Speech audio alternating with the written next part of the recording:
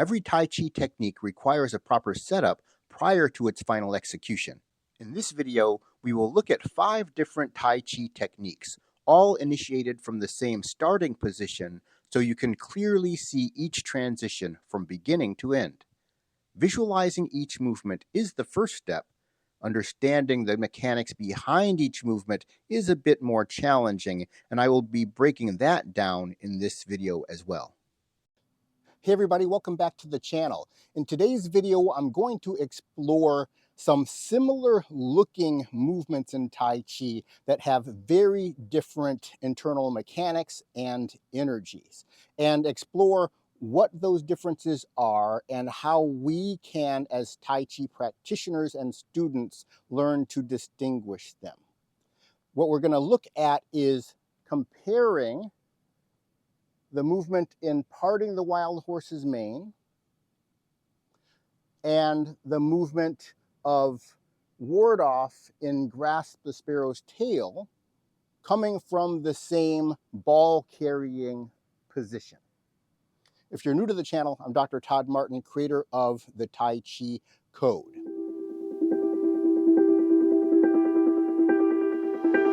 As we go through the video, I'm going to use the Tai Chi Code core movement analysis to explain the difference between these two commonly learned Tai Chi techniques, so you can understand them at a mechanical level, not just at a visual level. So now let's jump into the analysis of the differences visually and mechanically. When we do the step out into Parting the Wild Horse's Mane, you're going to notice the step onto the heel, and I'm in a roughly shoulder width stance, ball carrying position with my arms. This is going to be the same exact step out that we do prior to Grasp the Sparrow's Tail. The differences are going to begin right now. There are essentially going to be two movements that we have to perform for Parting the Wild Horse's Mane and for Grasp the Sparrow's Tail. And the mechanics and energies of the movement are going to depend on doing the two sequences correct. When we do Parting the Wild Horse's Mane, the first thing I'm going to do is sink down, reaching across the body with my right arm and lowering my right forefoot. Then I'm going to shift into Parting the Wild Horse's Mane. In Parting the Wild Horse's Mane, you can see the palm is up on the right side, left palm is down by my left hip, and I'm in a bow stance. From the side view, you will see that my shift forward brings me to a position where my knee should be just about over my ankle or slightly in front of that. And the elbow has a nice relaxed bend. Now, what is the visual difference between that and the opening and Grasp the Sparrow's Tail, where we do Ward Off? The step out is the same, onto the heel, but instead of sinking down and lowering the forefoot, I'm going to begin shifting right here and then completing the motion here. So now I have my right arm bowed out and around with this Pong energy, my right palm facing my body, not facing up this way. Similarly to Parting the Wild Horse's Mane, my left palm will be down by my left hip. We also have the same essential bow stance here, where my knee should be just about over my ankle. But the arms are in a different position, at least the right arm, and the energy is going to be totally different. In Grasp the Sparrow's Tail, we're doing the Pong energy, or Ward Off. That is the energy that is expanding outward like a balloon or a boat floating on water. That's commonly how it's described. Warding off energy coming in, and that's why we have this bowed arm. Versus in Parting the Wild Horse's Mane, we have this motion here, which should be the energy of split. You can see the arms creating the split here, but in Grasp the Sparrow's Tail, there also is an almost splitting action, not quite the same. So we have to understand what the difference is. In order to understand the differences, we have to understand where the energy is generated in each one of these movements and all Tai Chi movements. There are three locations, mechanically speaking, that I describe as being the source of the movement. One is your upper waist rotation, coming from your upper waist muscles just underneath your rib cage. The second is your lower waist rotation, coming from the muscles here in your lower abdomen, and they're separate from the upper abdominal muscles. The upper abdominal muscles turn the body across to the opposite side. The lower abdominal muscles pull the lumbar spine and pelvis back towards the same side. Left lower abs turn the pelvis back into the left. Right lower abs turn the pelvis back and to the right. On the same side of the body, the upper abs and the lower abs move in opposite directions. And then finally, we have the muscles that control our hip joints, either hip flexion or hip extension. When I'm standing with one leg off the ground, it's pretty easy to see the difference between hip flexion and hip extension. When both legs are on the ground, it is very difficult or impossible to see the difference between whether I'm extending my hip or flexing my hip. And that is one of the key challenges in understanding the difference between the split of Parting the Wild Horse's mane and the ward off of Grasp the Sparrow's tail.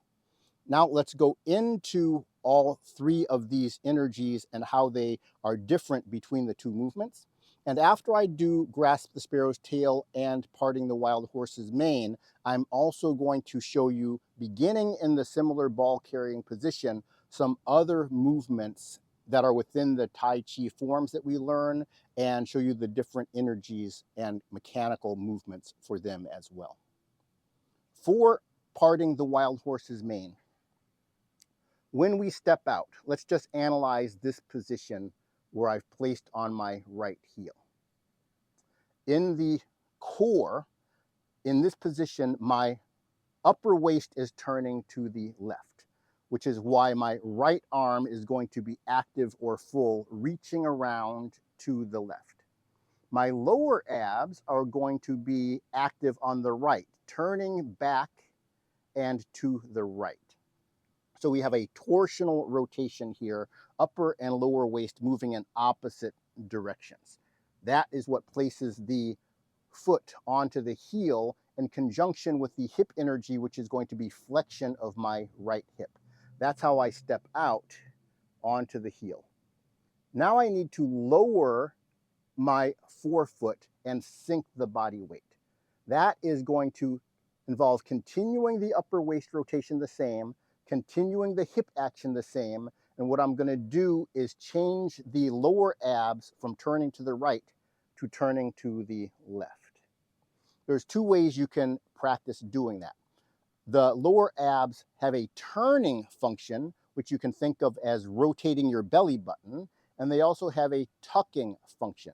So you can think of being tucked on the right when I step out, and then to shift the lower abs back to the left, I now tuck on the left and remove the tuck from the right.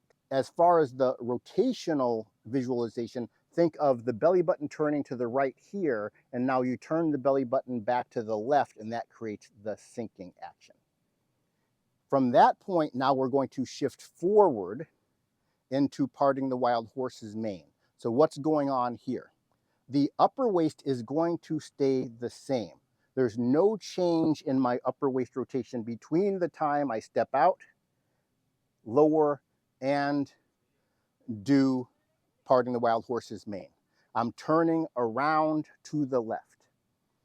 What is going to change is the hip energy and the lower ab energy. My lower abs are now turned to the left, and as I shift forward, I'm going to take the lower abs and turn them to the right. So they are, in a way, pulling my lumbar spine around to the right, from left to right, using the belly button, or think of it as the tucking action. I can remove the tuck on the left and tuck on the right as I shift forward. And then the final change is the hip energy. As I stepped out with hip flexion with the right hip, I'm continuing right hip flexion, and then now I power this motion with left hip flexion. Again, I mentioned that hip flexion is easy to visualize when the leg is off the ground. When the leg is on the ground, it's more difficult to see where the power is coming from. But what I'm doing is not pushing with the glutes. I'm pulling with the hip flexors in the front of the core here. You can also think of flexing the hip like that.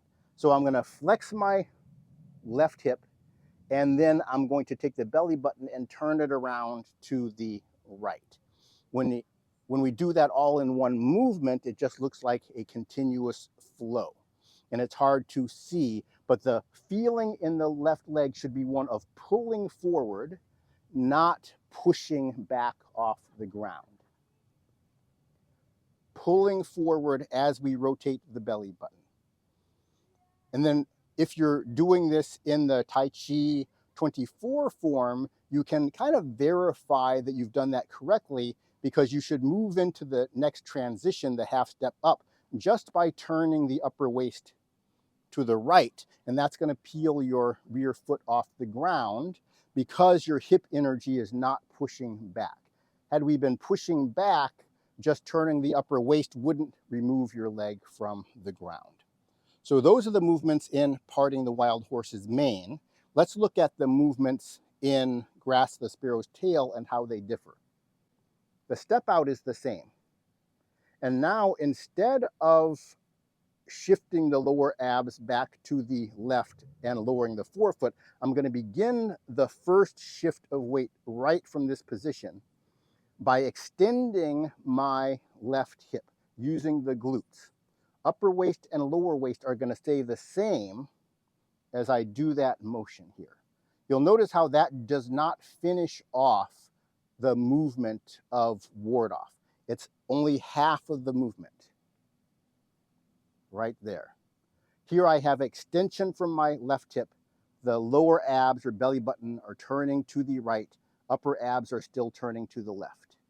And then I complete the movement by changing the lower ab action from right to left, and that will cinch in that final position. If I show it this way, that's the first movement, that's the second movement. What you'll notice or try to feel is that shift from the lower abs. The lower abs are going to be tucking on the right as I do the first movement, and then tuck on the left to complete the ward-off action. If you get into the Tai Chi code analysis of the trigram energies in Tai Chi, what you'll see is that ward-off uses an extending hip. That's the most powerful muscle to push the body forward or backward. And the lower abs are going to turn toward the extending hip, and the upper abs are going to turn towards the extending hip.